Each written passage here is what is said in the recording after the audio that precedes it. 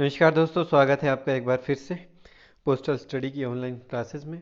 तो कल हमने पीओ गाइड पार्ट 1 का फ्रैंकिंग मशीन्स तक पढ़ा था, क्लॉज नंबर 11 तक। तो आज हम क्लॉज नंबर 12 से आगे शुरू करेंगे, जो कि है हमारा payment of postage in cash, नगद में डाक का पूर्व भुगतान। ठीक है, तो क्या ये हो सकता है, नहीं हो सकता है, वो देखेंगे हम। सबसे पहले है इसमें सम इम्पॉर्टेंट पीओ।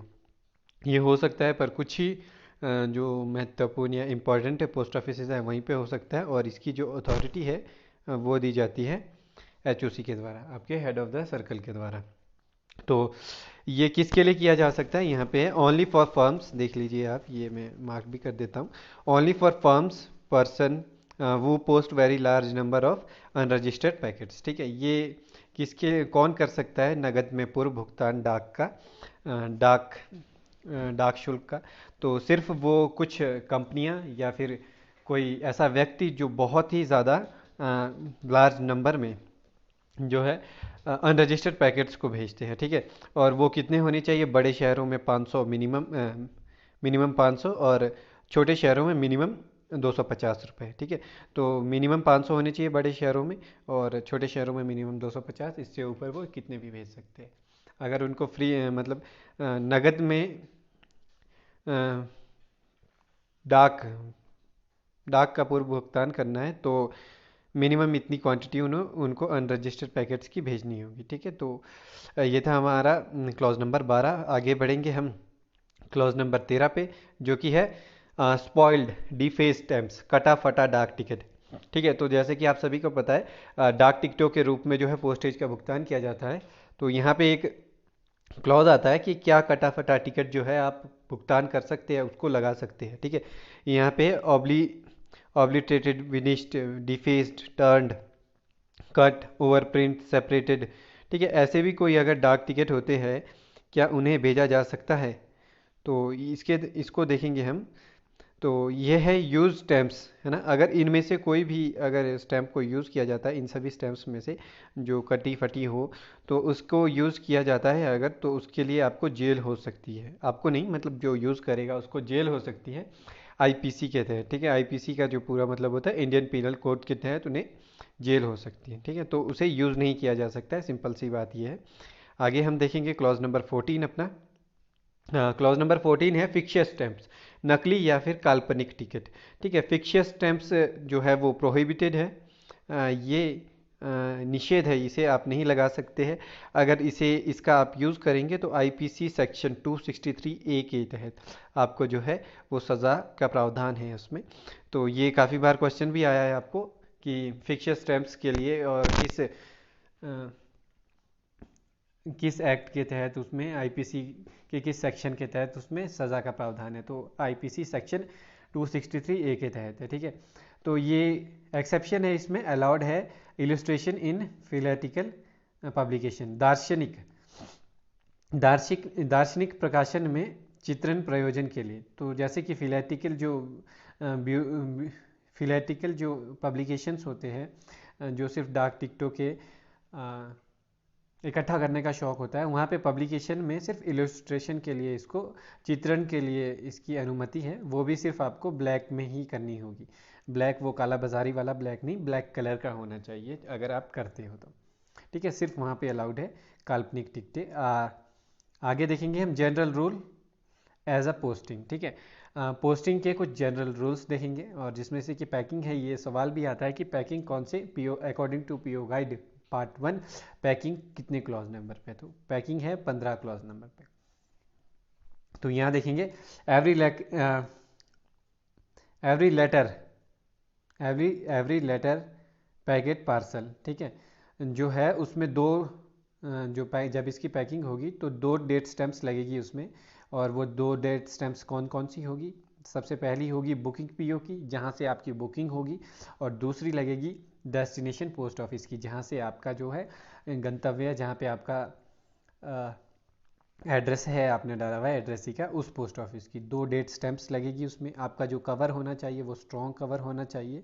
अगर आप कोई ग्लास आइटम भेजते हो तो रिस्पॉन्सिबिलिटी कोई नहीं रहती है ग्लास आइटम्स के लिए, शीशे की सामान के लिए पोस्ट ऑफिस की कोई रिस्पॉन्सिबिलिटी नहीं रहती है। और कोई भी तेज़ धार नहीं होनी चाहिए, नो शार्प एजेस, कोई भी तेज़ धार नहीं होनी चाहिए आपकी पैकिंग में। और जो वैक्स क्लॉथ आप डालते हो वो आप इनसाइड डालोगे आर्टिकल के, और आउटसाइड टू फिक्स स्टैम्प्स, ठीक है। पेपर जो है वो आउटसाइड में डालोगे स्टैम्प्स को फिक्स करने के लिए, ठीक है। कोई भी अगर आर्टिकल आप पैक करते हो तो आप इस प्रकार से आपकी पैकिंग होनी चाहिए। तो कुछ जनरल रूल्स है ये जो हम आगे पढ़ रहे हैं। सीलिंग अभी आती है आपके पास 16 में, sealing, no sealing wax outside unregistered packet, ठीक है। तो जो सीलिंग वैक्स होती है, मुहर लगाने का मोम होता है, वो आउटसाइड में अनरजिस्टर्ड पैकेट के नहीं लगना चाहिए, ठीक है। If used tissue must be use, ठीक है। अगर आपने बाहर ही उसे यूज़ किया है सीलिंग वैक्स को, तो टिश्यू जो होता है वो उसे यूज़ करना ज़रूरी है, स्पेशली इन इंटरनेशनल आर्टिकल्स, और ख़ास तौर से इंटरनेशनल आर्टिकल्स में जब हम वो भेजते हैं। तो आगे है पोस्टिंग ऑफ कॉइन्स, ठीक है। यहाँ पे कुछ आपके पास चीज़ें आ जाती हैं, coins, bullions, precious stone, jewellery, gold, silver article, currency और बैंक नोट्स, ठीक है। आप सभी को पता है कॉइन्स क्या होते हैं, सिक्के, बुलियंस क्या होते हैं, सोने के जो बिस्किट वगैरह होते हैं वो, और प्रीशियस स्टोन्स जो कीमती पत्थर होते हैं, ज्वेलरी आपकी, और करेंसी नोट्स, ठीक है। करेंसी नोट्स यानी कि अगर आप रुपये वगैरह भेज रहे हैं, बैंक नोट्स भेज रहे हैं, तो इन सभी को आप भेज सकते हैं बाय इनलैंड पोस्ट, और पर इन्हें जो है इनका इंश्योरेंस होना ज़रूरी है, क्योंकि सभी कीमती चीज़ें हैं। सिर्फ आप इन चीज़ों को इंश्योर्ड करके भेज सकते हैं। ये क्वेश्चन भी आता है आपको, क्या आप इन्हें विदाउट इंश्योरेंस भेज सकते हैं, ऐसा भी आ सकता है, स्टेटमेंट्स आ सकती है। तो आपको ये समझना ज़रूरी है कि इनको सिर्फ भेजा जा सकता है आपके इंश्योर्ड करके, ठीक है, बीमित ही भेजा जा सकता है। आगे देखते हैं लेटर बॉक्स, ठीक है। तो लेटर बॉक्स काफ़ी इंपॉर्टेंट चीज़ होती है। तो लेटर बॉक्स में सबसे पहले हम देखेंगे लेटर बॉक्स में क्या क्या डाला जा सकता है, ठीक है, क्या क्या पोस्ट किया जा सकता है। कुछ चीज़ें हैं, लेटर्स पोस्ट किए जा सकते हैं, बिल्कुल किए जा सकते हैं, पोस्ट कार्ड किए जा सकते हैं, इनलैंड लेटर कार्ड और पैकेट्स किए जा सकते हैं, ठीक है। पर आप अगर लेटर बॉक्स में कुछ भेजते हो तो वो फुल्ली प्रीपेड होना चाहिए आपका। और इसमें एक इम्पॉर्टेंट चीज़ हमने फ्रैंकिंग मशीन में भी पढ़ी, वाले आर्टिकल में भी पढ़ी थी, आर्टिकल जो आपका क्लॉज नंबर 11 है उसमें पढ़ी थी, कि फ्रैंक्ड आर्टिकल्स जो है लेटर बॉक्स में अलाउड नहीं होते। एक बार फिर से यहाँ पे उसको हम दोहरा देते हैं कि फ्रैंक्ड आर्टिकल्स लेटर बॉक्स में नहीं भेजे जा सकते। लेटर बॉक्स में letter, post card, inland letter card और पैकेट्स ही भेजे जाएंगे, वो भी फुली प्रीपेड होने चाहिए। आगे हम चलेंगे तो आगे हमारे पास आएगा 19 नंबर पे, posting in special letter box, ठीक है। ये क्वेश्चन भी हमने कई बार देखा है, हमने जो क्वेश्चन पेपर सॉल्व किए थे पुराने, तो उनमें भी हमने देखा है कि लेटर बॉक्स कौन से क्लॉज में है, तो वो 18 क्लॉज में है। ये भी आपको ध्यान में रखने की ज़रूरत है। हम इसके लिए भी एक अलग से आपको क्लास में बताएंगे कैसे आप क्लॉजेस को याद करें। तो आगे है हमारे पास फॉर लेटर्स ओनली, ठीक है। जो स्पेशल लेटर बॉक्स होते हैं वो लेटर्स ओनली, लेटर और पोस्ट कार्ड्स के लिए, ठीक है। अगर इसमें अदर भेजा जाता है कुछ तो उसकी डिटेंशन हो सकती है, उससे हिरासत में लिया जा सकता है। और एयर मेल करना है अगर आपको, स्पेशल जो लेटर बॉक्स होते हैं उसमें एयर मेल QMS आर्टिकल, यानी कि QMS का मतलब होता है क्विक मेल सर्विस, ये हम आगे इसके बारे में पूरा क्लॉज है वो पढ़ेंगे। तो यहाँ पे आपका जो ज़रूरी है वो नेम ऑफ टाउन, जिस टाउन के लिए आप भेज रहे हैं उस टाउन का नाम ज़रूरी है, और पिन कोड उसका बहुत मस्ट है, ठीक है, अगर आपको क्विक मेल सर्विस के द्वारा भेजना है, जिसको कि letter box, special letter box में भेजा जाता है, ठीक है।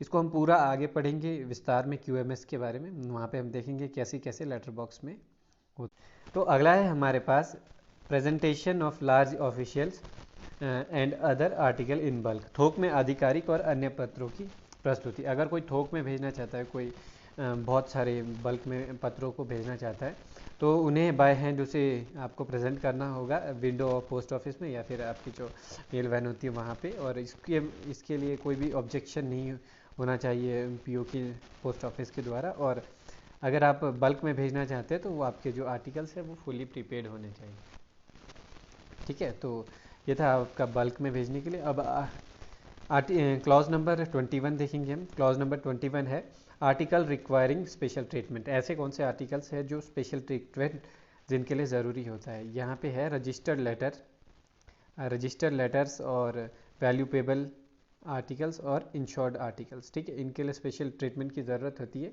और ये जो है आपके प्रेजेंटेड PO काउंटर में, पोस्ट ऑफिस के काउंटर में आपको इन्हें प्रेजेंट करना होता है, और 30 मिनट्स बिफोर क्लोजिंग, है ना।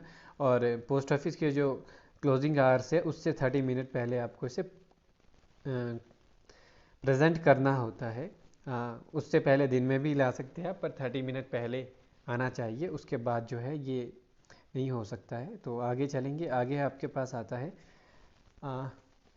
जल्दी पोस्ट करने की इच्छा या चाह, डिसरिएबिलिटी ऑफ डिज़ायरेबिलिटी ऑफ पोस्टिंग अर्ली। ठीक है, अगर चाहते हैं आपके कोई अगर चाहता है कि उन्हें जल्दी अपना आर्टिकल पोस्ट करना है तो उनको ये डे टाइम में, दिन के समय में इसे पोस्ट करना होगा ताकि वो जल्दी भेजा जा सके। अगर उसे इवनिंग में वो पोस्ट करते हैं आके शाम को, तो उससे डिटेंशन झेलना पड़ सकता है या फिर डिले हो सकता है, या कि वो उस दिन के लिए हिरासत में लिया जा सकता है या फिर डिले हो सकता है, उसको जल्दी नहीं भेजा जा सकता है। तो अगर जल्दी भेजना है किसी को तो डे टाइम में उसे प्रेजेंट करना ज़रूरी है।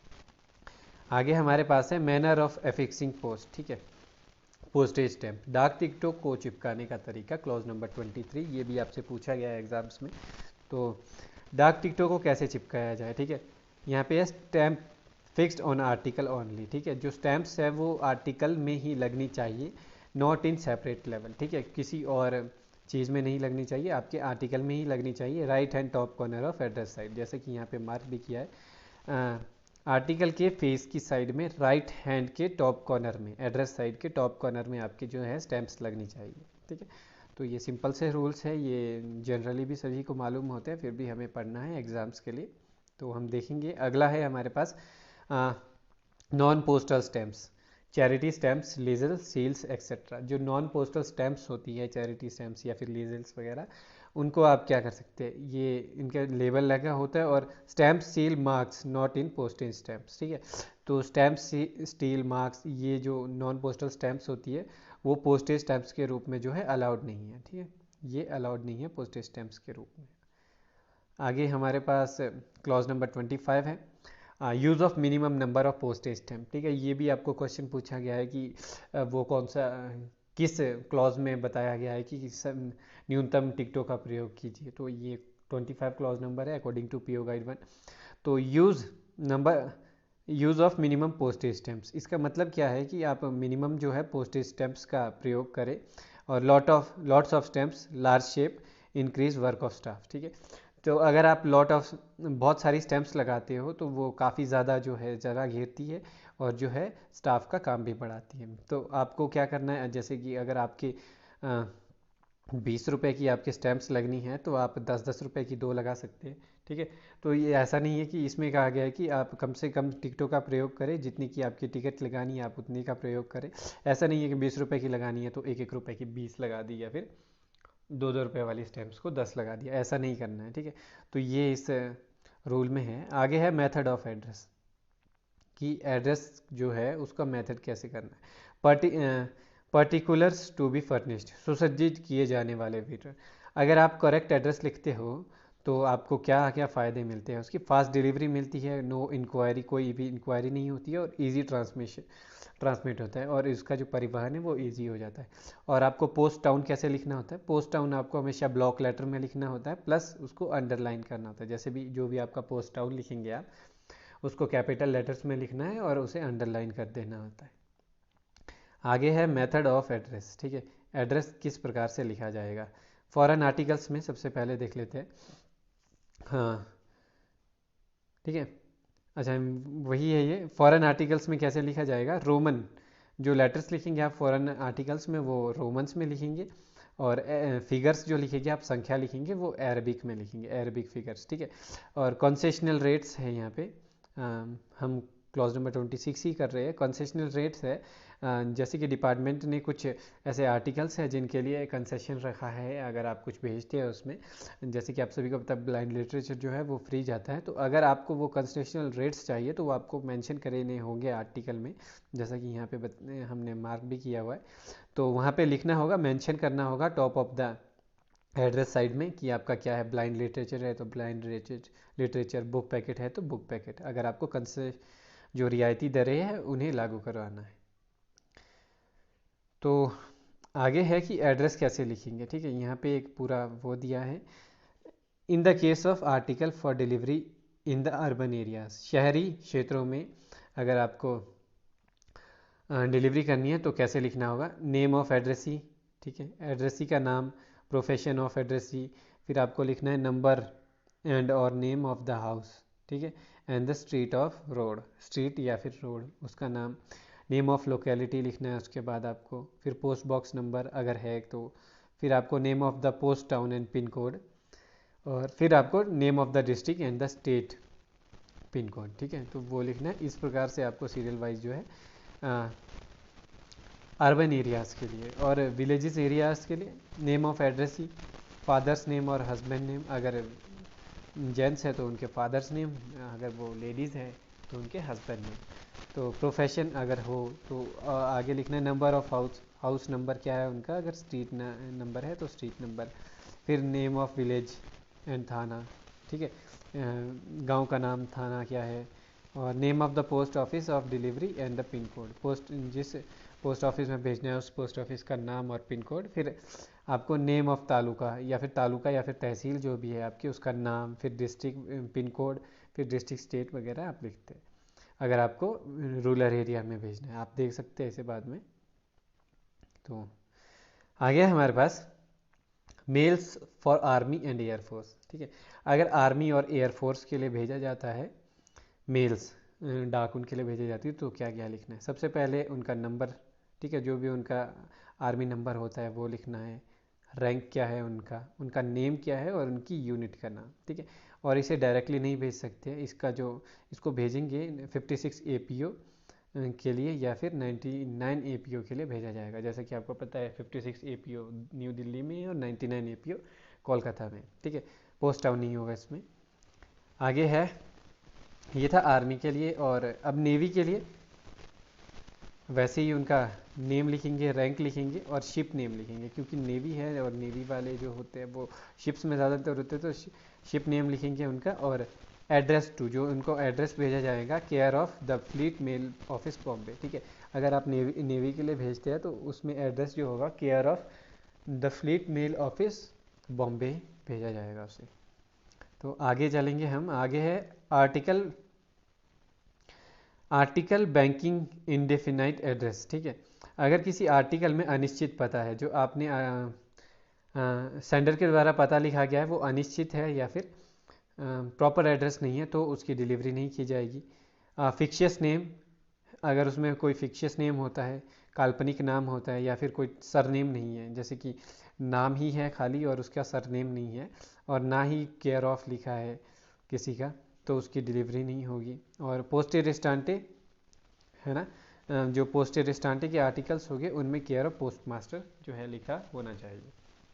तो पोस्टे रेस्टांटे क्या होता है वो भी हम पूरा आर्टिकल में आगे पढ़ेंगे, क्लॉज में, आपकी 5वीं क्लास में होगा वो। तो यहाँ पे आगे चलेंगे हम क्लॉज नंबर 30 में। यहाँ पे है हमारे पास एडिशनल ऑफ सेंडर नेम। ठीक है, तो सेंडर नेम कैसे भेजा जाएगा, नेम एंड एड्रेस। ठीक है, सेंडर का नाम और पता प्लस उनका pin code. If photo send in packet, अगर आप फ़ोटो भेजते हैं तो फ़ोटो के पीछे जो है name and address behind photo of sender. ठीक है, तो कहाँ पे ये होगा, ये बॉटम लेफ्ट हैंड कॉर्नर पे, इस साइड पे बॉटम लेफ्ट हैंड कॉर्नर पे आपके लिखा होता है सेंडर का नाम और एड्रेस। ये लिखना क्यों ज़रूरी है कि ताकि अगर आर्टिकल्स जो है वो डिलीवर ना हो पाए तो RTS रिटर्न टू सेंडर हो जाए। ठीक है, तो उस के लिए ये लिखना इम्पॉर्टेंट होता है। आगे देखेंगे अगर अब्रॉड टू इंडिया। ठीक है, अगर अब्रॉड टू इंडिया कोई अगर आर्टिकल भेजा जाता है तो ज़रूरी है स्टेट मेंशन की जाए, क्योंकि इंडिया में बहुत सारी स्टेट्स हैं, तो ज़रूरी है ये कि स्टेट मेंशन की जाए किस। तो आगे है हमारे पास डिलीवरी 35, क्योंकि बीच के जो आर्टिकल्स है वो अब आपसे पूछे नहीं जाते, वो बंद हो चुके हैं, तो उसको हम स्किप कर सकते हैं। तो हमारे पास है 35 पे डिलीवरी। डेफिनेशन सबसे पहले देख लेते हैं डिलीवरी क्या है। Delivery of postal article at house और ऑफिस ऑफ एड्रेस। ठीक है, सिंपल सी है। डिलीवरी का मतलब है कि किसी का जो आपका पोस्टल आर्टिकल आया उसको पहुंचाना उनके घर पे या फिर ऑफिस पे, जो भी एड्रेस दिया गया है वहाँ पे। ठीक है, उसका मतलब होता है डिलीवरी सीधा सीधा। और एट द एड्रेसी सर्वेंट और एजेंट, या फिर उनके एड्रेसी को देना या फिर उनके सर्वेंट को देना घर के, या फिर उनका कोई अगर एजेंट है लेने वाला तो उनको देना। ठीक है, और ये सब अंडर PO एक्ट के पोस्ट ऑफिस एक्ट के अंडर ये सभी जो कार्य हैं वो किए जाते हैं। Delivery of registered article. ठीक है, अगर रजिस्टर्ड आर्टिकल की डिलीवरी करते हैं तो साइन अ रिसिप्ट मस्ट। ठीक है, तो एड्रेसी जो है उनको रिसिप्ट जो है उसकी साइन करना बहुत आवश्यक होता है। तो आगे हम देखेंगे रिफ्यूज़ल ऑफ रजिस्टर्ड आर्टिकल। ठीक है, आपने कोई रजिस्टर्ड आर्टिकल आया है उसके रिफ्यूज़ कर देते हैं। अगर देखिए एप्लीकेशन रिटर्न टू डिलीवरी, ठीक है, यहाँ पे देखेंगे application return to delivery post office, application लिखा जाएगा डिलीवरी पोस्ट ऑफिस के लिए। Post office detain for 7 days, जो पोस्ट ऑफिस है फिर डिटेन करके रखेंगे आर्टिकल को 7 डेज तक अपने पास। और if addressee not found in address, और अगर एड्रेसी जो है वो नहीं मिलते हैं एड्रेस पे, delivery post office send back article to PO, ठीक है। तो जो डिलीवरी पोस्ट ऑफिस है वो आर्टिकल को भेज देंगे वापस आरटीएस, बुकिंग पोस्ट ऑफिस में, यानी कि आरटीएस हो जाएगा। और उसमें रिमार्क लिख दिया जाएगा रिफ्यूज्ड, ठीक है, रिमार्क लिखना ज़रूरी है उसमें, रिफ्यूज्ड। तो आगे देखते हैं हम स्पेशल प्रोसीजर फॉर फर्म्स, ठीक है, कंपनियों को पंजीकृत लेख पहुंचाने की विशेष प्रक्रिया। तो data enter in special list in duplicate plus article acknowledgement form, ठीक है, जो डेटा है पूरा कंपनियों को पंजीकृत लेख पहुंचाने का, उसको डुप्लीकेट लिस्ट में एंटर किया जाता है, पूरे डेटा को लिखा जाता है, प्लस जो एक्नॉलेजमेंट फॉर्म होता है आर्टिकल के उसमें भी लिखा जाता है। तो नो इंडिविजुअल रिसिप्ट, कोई भी इंडिविजुअल रिसिप्ट नहीं मिलती है इसके लिए। और due article not entered in list, जो दे आर्टिकल्स होते हैं वो लिस्ट में एंटर नहीं किए जाते। आगे हम देखेंगे, आगे आता है हमारे पास 39 क्लॉज नंबर पे, डिलीवरी टू पर्दाशीन वुमेन, ठीक है, पर्दाशीन महिलाओं को लेकर, ठीक है। तो जैसे कि भारत में काफ़ी जो है विविधता है संस्कृति में, तो काफ़ी जगह ऐसा होता है कि वुमेन्स जो होती हैं उनके लिए कोई आर्टिकल आया है तो वो कहीं पर्दे में होती है, कहीं पे घूंघट में होती है ना। तो आर्टिकल जो है पोस्टमैन जो है वो उन्हें पहचान नहीं सकते, या फिर कहीं बुरखे में होती है, तो उन केसेस में क्या होगा, if addressee is a pardanashin women, ठीक है, अगर जो एड्रेसी है वो एक पर्दाशीन वुमेन है जो पर्दे में रहती है, घूंघट में रहती है, या फिर आपके बुरखे में रहती है, तो उस केस में क्या किया जाएगा, यहाँ पे है sign have to be attested by a respectable witness known to postman, ठीक है, जो पोस्टमैन के एक नोन हो गए कोई भी एक विटनेस जो कि रिस्पेक्टिबल है, तो उनकी उपस्थिति में उनसे साइन लिए जाएंगे विटनेस से, और जो आर्टिकल है वो डिलीवर कर दिया जाएगा विटनेस को, और विटनेस देंगे पर्दाशीन वुमेन को, जो भी आपकी एड्रेसी है, ठीक है। तो इस प्रकार से वो डिलीवर किया जाएगा। आगे देखते हैं हम, आगे है हमारे पास क्लॉज नंबर 40, जो कि है delivery of damage registered article, ठीक है। If letter parcel received to delivery post office damaged, अगर डिलीवरी पोस्ट ऑफिस में एक लेटर या पार्सल आपके रिसीव्ड होता है डैमेज रूप में, तो notice by postmaster to addressee to attend, ठीक है, नोटिस दिया जाएगा पोस्टमास्टर की तरफ से एड्रेसी को अटेंड करने के लिए। और अगर ये इनलैंड पोस्ट है यानी कि भारत से ही आई है तो 7 दिन तक इसे रखा जाएगा, और अगर फॉरेन से इंडिया को आया है तो 14 डेज तक इसे रखा जाएगा। आगे चलेंगे हम, आगे है हमारे पास 41 डिलीवरी ऑफ पार्सल, ठीक है, पार्सल की किस प्रकार से डिलीवरी की जाएगी। तो है यहाँ पे parcel up to 10 kg delivery only once, ठीक है, 10 kg तक के अगर पार्सल है उनकी डिलीवरी एक ही बार की जाएगी। अगर डिलीवरी जो है वो फेल्ड अटेम्प्ट हो जाती है तो notice of arrival of parcel use to postman के द्वारा कॉल या एसएमएस करके एक नोटिस ऑफ अराइवल दिया जाएगा एड्रेसी को कि आपका पार्सल आ गया है, आप उसे कलेक्ट कर सकते हैं, ठीक है, ये देना ज़रूरी है। अबाउट 10 kg, अगर 10 kg से ऊपर का आपका पार्सल है, delivery only at PO window notice of arrival, ठीक है, सिर्फ डिलीवरी इसकी पोस्ट ऑफिस विंडो पे ही होगी। 10 किलो से ऊपर का अगर आपका पार्सल है तो जो नोटिस ऑफ अराइवल है वो भी भेज दिया जाएगा कॉल मैसेज या फिर किसी को भेज के एड्रेसी को कि आपका पार्सल आ गया है, आप कलेक्ट कर लीजिए पोस्ट ऑफिस की विंडो पे आके, ठीक है। अगर फेल हो जाती है जो आपका ये डिलीवरी अटैम्प्ट है वो फेल हो जाता है तो इसे ट्रीट किया जाएगा अनक्लेम्ड आर्टिकल के रूप में। तो आगे देखेंगे, आगे आता है हमारे पास clause number 42 delivery of insured article. Insured article up to 500, ठीक है, अगर आपके 500 रुपये तक के इंश्योर्ड आर्टिकल है तो उन्हें नॉर्मल मैनर में जिस प्रकार से डिलीवरी होती है आर्टिकल्स की पोस्टमैन के द्वारा डिलीवरी की जाएगी। अगर आपके जो आर्टिकल है वो 500 रुपये से अधिक के हैं, ठीक है, इंश्योर्ड आर्टिकल। तो पोस्ट ऑफिस विंडो पे डिलीवरी होगी, नोटिस ऑफ अराइवल जो है वो दे दिया जाएगा, प्लस एक रिसिप्ट इसमें साइन करवाई जाएगी।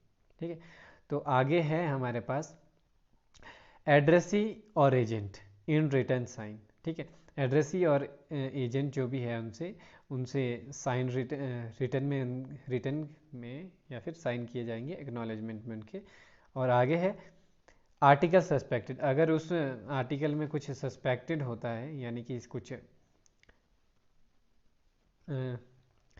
सस्पेक्ट होता है या फिर कोई संदेह होता है डिपार्टमेंट को या फिर स्टाफ को, तो उसे open in presence of postmaster, postmaster की प्रेजेंस में उसे ओपन किया जाएगा। ठीक है, तो ये था डिलीवरी ऑफ इंश्योर्ड आर्टिकल्स। आगे है डिलीवरी ऑफ वैल्यूपेबल आर्टिकल। ठीक है, अगर वैल्यूपेबल आर्टिकल्स है तो above 100 rupees delivery post office window. ठीक है, 100 रुपये से ऊपर के अगर आपके वैल्यूपेबल आर्टिकल है तो जो डिलीवरी है वो पोस्ट ऑफिस विंडो पे की जाएगी, नोटिस ऑफ अराइवल जो है वो भेज दिया जाएगा। Article will be delivered after recovery of amount. ठीक है, आर्टिकल डिलीवर कर दिया जाएगा जब आपकी रिकवरी हो जाएगी अमाउंट की। बिलो 100, अगर 100 रुपये से कम का है आपका वैल्यूपेबल आर्टिकल तो पोस्टमैन जो है वो डिलीवर करेंगे उसे। और अमाउंट ऑफ 25 रुपीज़, अगर आपका 25 रुपये के अमाउंट का है वो, तो डिलीवरी विलेज जो पोस्टमैन होगा, विलेज पोस्टमैन होगा वो उसे, या फिर एजेंट होगा वो उसे डिलीवर कर सकता है। आगे हमारे पास है क्लॉज नंबर 44। ठीक है, क्लॉज नंबर 44 है delivery of article if custom duty is due, उन लेखों का वितरण जिन पर सीमा शुल्क देय है। अगर आपका ऐसा कोई आर्टिकल आता है यानी कि विदेश से आता है जिस पे आपको सीमा शुल्क लगता है, तो up to 50 rupees delivery at window, 50 रुपये तक के है अगर, तो पोस्ट ऑफिस विंडो पे उसकी डिलीवरी होगी। और फॉर प्रेसिडेंसी पोस्ट ऑफिस या फिर प्रेसिडेंसी पोस्ट ऑफिस या फिर फर्स्ट क्लास पोस्ट ऑफिस जो है वहाँ पे ये लिमिट 100 रुपये हो जाती है, 100 रुपये तक की डिलीवरी होगी। और duty paid in cash and cheque, और जब जो उसमें सीमा शुल्क है वो उसकी जो भुगतान है वो कैश या फिर चेक में होगा एड्रेसी के द्वारा, और उसके बाद ही वो उससे ले जा सकते हैं ड्यूटी पे करने के बाद। फिर है डिलीवरी 45 में small packet received from foreign post office. ठीक है, जो स्मॉल पैकेट आते हैं अगर आपके फॉरेन पोस्ट ऑफिस से, तो rate in PO guide part 2, और इसको हम पीओ गाइड पार्ट 2 में पढ़ेंगे विस्तार से कि क्या क्या उसमें रेट्स लगते हैं। ठीक है, तो आगे चलेंगे हम अभी के लिए। पीओ गाइड 2 का सफ़र अभी लंबा है तो हम उसे वहीं पे पढ़ेंगे। यहाँ पे arrangement for delivery of over value article at no delivery town post office, no delivery post office town में अधिक मूल्य के लेखों की डिलीवरी व्यवस्था। ठीक है, ऐसे पोस्ट ऑफिस जहाँ पे डिलीवरी अवेलेबल नहीं है, अगर वहाँ के लिए ओवर वैल्यू का वैल्यूपेबल इंश्योर्ड आर्टिकल है आ जाता है, तो जो सुपरिटेंडेंट ऑफ पोस्ट है वो ऑथोराइज्ड है इसके लिए कि वो एम्पावर करे, वो डिलीवरी की सुविधा वहाँ पे करे उस no delivery post office town में, कि आर्टिकल जो है वो विंडो पे डिलीवर हो जाए। ठीक है, तो वो उसकी सुविधा करेंगे वहाँ पे, और एड्रेसी को इन्फॉर्म कर दिया जाएगा आप आइए अपना आर्टिकल जो है उसे लेके जाइए। आगे है पेमेंट ऑफ एमओ। ठीक है, a money order exceeding RS 500 is not normally paid by the village postman, अगर आपका जो 500 रुपये से ऊपर का आपका मनी ऑर्डर है तो वो नॉर्मली जो है सामान्य रूप से विलेज पोस्टमैन के द्वारा पे नहीं किया जाता है। तो in certain cases money order up to ₹2000 are paid by the village postman, पर कुछ केसों में जो है अगर आपके कुछ केस है वहाँ पे जो है 2000 रुपये तक विलेज पोस्टमैन के द्वारा पे कर दिया जाता है, नॉर्मली 500 रुपये से ऊपर नहीं किया जाता, ये कुछ स्पेशल केसेस होते हैं जहाँ पे किया जाता है। ड्यूटीज़ ऑफ पोस्टमैन देखेंगे आप, duties of postman and other delivery agents. ठीक है, तो delivery of any article on which any sum of money is due, और postage custom duty, registered article, valuable insured article and parcel debited from delivery area, no bound to give change, ठीक है। तो duty क्या होती है postman's की, deliver करना articles को। किसी में अगर कोई जो आर्टिकल में कुछ मनी बाकी है ड्यू तो भी, तो postage, custom duty, registered article या value payable, insured article, parcel, ये सभी ये डिलीवर करते हैं और इन्हें अपने जो डिलीवरी एरिया से वहाँ से दूसरे डिलीवरी एरिया में भी डिवाइड किया जा सकता है। और पोस्टमैन जो है वो बाउंड नहीं है, वो बाध्य नहीं होते हैं चेंज देने के लिए, ठीक है। तो जैसे 100 रुपये दिए, 95 रुपये का अगर आपका आर्टिकल था, 5 रुपये की जो चेंज है वो देने के लिए बाध्य नहीं है वो, अगर उनके पास नहीं है तो delivery of article at post office without a delivery agent, ठीक है। In case of small PO where no delivery agent, ठीक है, जहाँ पे कोई डिलीवरी एजेंट नहीं है स्मॉल पोस्ट ऑफिस में। अनरजिस्टर्ड आर्टिकल के लिए पोस्टमैन अरेंज करेंगे, पोस्टमैन मेक अरेंजमेंट, ठीक है। पोस्ट मास्टर जो है वो स्मॉल पोस्ट ऑफिस में वहाँ अरेंजमेंट करेंगे डिलीवरी करने के लिए अनरजिस्टर्ड आर्टिकल की। रजिस्टर्ड आर्टिकल या फिर इंश्योर्ड आर्टिकल हो गए तो उसकी डिलीवरी जो है पोस्ट ऑफिस में ही होगी। तो refused articles, refusal of article, ठीक है। Addressee can refuse without paying due, जो एड्रेसी ने अगर एड्रेसी रिफ्यूज़ कर सकता है आर्टिकल को, जो ड्यू पेमेंट्स है उसमें उसको बिना भुगतान किए, तो उसमें लिखा जाएगा कवर में रिफ्यूज़, ठीक है। ये हमने पहले भी देखा था, रिफ्यूज़ लिखा जाएगा। तो आगे चलेंगे हम, अगला है ऑब्लिगेशन टू पे चार्जेस, ठीक है।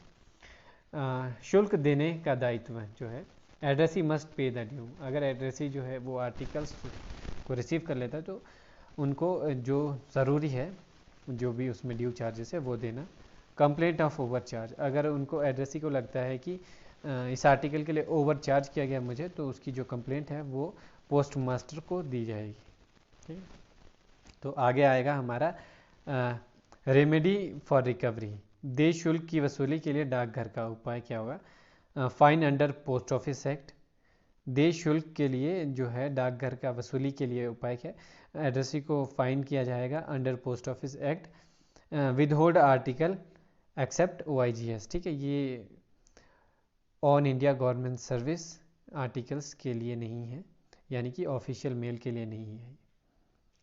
तो आगे चलेंगे हम, आगे है आर्टिकल मेलिशियसली सेंड अनपेड, लेख दुर्भावनापूर्ण से अवैतनिक भेजे गए, ठीक है। HOC सेटिस्फाइड है, अगर head of the circle satisfied है अगर, तो उसे भेजा जा सकता है 10 रुपये तक के लेखों को, ठीक है। तो आगे देखेंगे हम, आगे तो दोस्तों आगे है हमारे पास correspondence for defence service personal, रक्षा सेवा कर्मियों के लिए पत्राचार, ठीक है। अगर रक्षा सेवा कर्मियों से संबंधित कोई भी पत्राचार भेजा जाता है तो उसे कैसा भेजा जाएगा। सबसे पहले हमारे पास है डिलीवर्ड इन ऑर्डरली मैनर और to person deputed by CO, ठीक है। तो इसे एक ऑर्डरली मैनर में भेजा जाएगा, आप डायरेक्टली नहीं भेज सकते हैं, जिस पर्सन को भेजना है वो भेजा जाएगा उनके जो कमांडिंग ऑफिसर है सबसे पहले उनको, फिर उनके द्वारा वो नीचे जिनको भी भेजना है, जो आपके एड्रेसी होंगे जिनका नाम होगा उनको भेजा जाएगा। तो आगे है यहाँ पे ड्यू आर्टिकल, अगर वो उसमें कोई भी ड्यू आर्टिकल होगा तो उसे RTS कर दिया जाएगा, रिटर्न टू सेंडर कर दिया जाएगा। No postage due on ILC card, ठीक है। अगर आपका पोस्टेज ड्यू रहता है ILC कार्ड्स में तो आपके वो force article and green envelopes हो जाएगी।